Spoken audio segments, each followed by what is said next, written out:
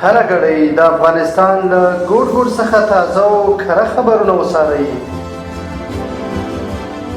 له امنیتي او سیاسي بدلون نیولې تر ټولنیزو، کلتوري او اقتصادي مسایلو پورې موږ یې بې پرې او متوازن تر تاسو رسوو. هره ګړۍ له کندوز راډیو څخه.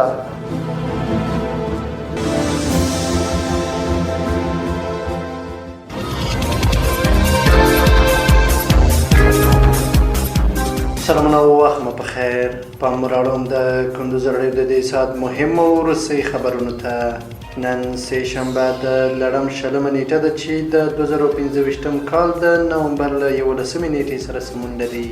روانه خبري غړي درته زاب د جلیل احساس وړاندې کوم، خو په پیل کې هم د څو مهمو خبرونو سرټکی. کندوز ښاروالۍ د ښار پاکولو لپاره عمومي حشر ترسره کړ. چابهار بندر د افغانستان د صادراتو او ترانزیت لپاره ستراتیژیک فرصت برابر کړ. د پاکستان د لارو تړل د افغانستان او پاکستان سوداګرو ته $100 میلیون زیان اړولی. او په سلواکیا کې د 2 ریل ګاډو د ټکر له کبله لسګونه کسان ټپیان شوي. اوس هم بشپړ خبرونه. کندوز ښاروالۍ د ښار پاکولو لپاره عمومي حشر ترسره کړ.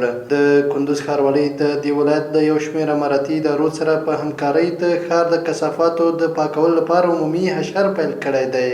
دغه کمپاین چې د یوې ورځې لپاره دوام لري، په کې د دې ولایت د رضاکارانو اوسیدونکو ګډون کړی دی. د حشر موخه د کندوز ښار پاک او منظم او ښکلي ساتل بلل شوې ده. چابهار بندر د افغانستان د صادراتو او ترانزیت لپاره ستراتیژیک فرصت برابر کړ.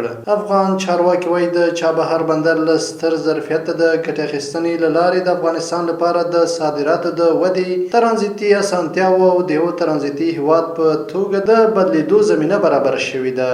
د صنعت او سوداګرۍ وزارت د دفتر رئیس محمد الله بختیار وايي د ایران د ترانزیتي لارو په ځانګړې توګه د چابهار له آزاد اقتصادي سیمې ګټه اخیستنه ستراتیژیک اهمیت لري او افغانستان له آزادو سمندرونو سره نښلوي. د دغه بندر له لارې افغان سوداګرو ته د مالیاتي معافیتونو، ترانزیتي تخفیفونو او د زیرمو د اسانتیاوو په ګډون ګڼې ځانګړې ګټې وړاندې شوي دي. د کابل د وچې میوې د صادروونکو ټولنې مسؤلین وایي اوس مهال د چابهار لارې صادرات په ښه ډول روان دي او د افغانستان سوداګریز توکي هند ته په لنډ وخت نږدې 20 ورځو کې رسیږي.